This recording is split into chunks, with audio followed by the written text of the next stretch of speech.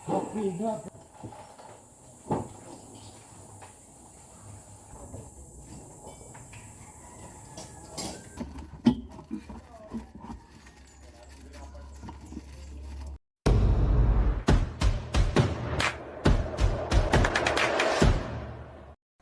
mga boss, DCTV nga pala, at ang gagawin namin ngayon mga boss, itong Toyota 86 na to mga boss, magkakabit kami ng roll cage. At ayan mga boss, yan yung roll cage nya, brand new yan mga boss, Cusco. At ayan mga boss, tinatanggal ko na sa plastic, nakabalot pa yan mga boss. Saka yan yung nakakahon yan, yun yung kahon nya, sobrang laki nyan mga boss. Ayan, nandito nga pala tayo ngayon mga boss sa One Day Auto Shop. Ayan, shout out sa inyo mga boss. At ayan mga boss, uumpisa na natin. Tatanggalin ko muna ang interior niyan mga boss. Kailangan tanggalin yung mga upuan, sidings niyan mga boss. At ayan, inumpisahan ko na mga boss para maluwag ang pagkakabit natin mga boss. At yan ay ibubutas pa yan sa sahig mga boss.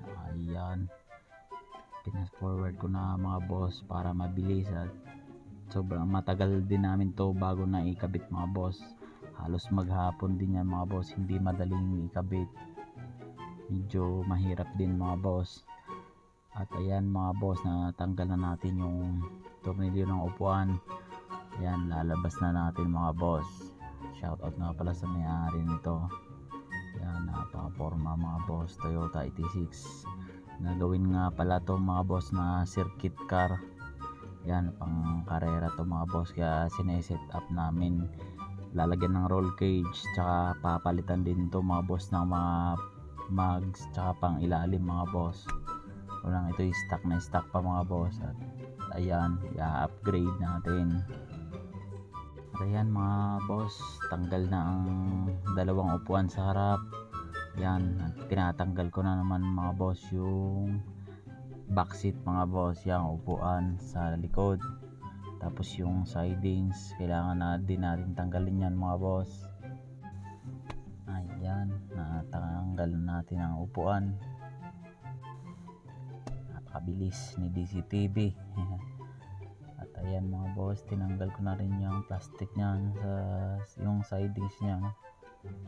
Ayan, kailangan alisin muna yan mga boss para maikabit natin ng ayos ang roll cage. Ayan mga boss, pinasok na namin yung una, yung sa gitna. Yan yung pinakamalaking ano niyan mga boss sa roll cage, yan yung pinakamahaba. Ayan, dahan-dahan lang talaga kami dyan mga boss, at baka magasgasan.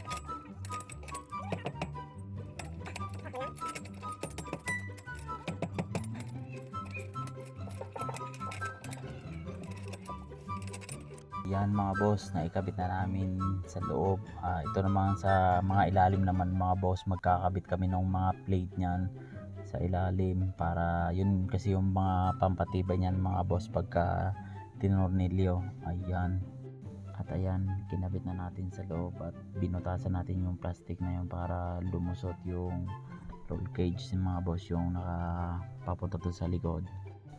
Ayan, patapos na dyan mga boss. Yung mga plate na lang yan sa ilalim, inayos namin. Yun lang yung matagal doon mga boss, yung pagkakabit ng plate at yung pagbutas niyan mga boss. Ayan, pakabili. Shoutout nga pala sa kasama ko.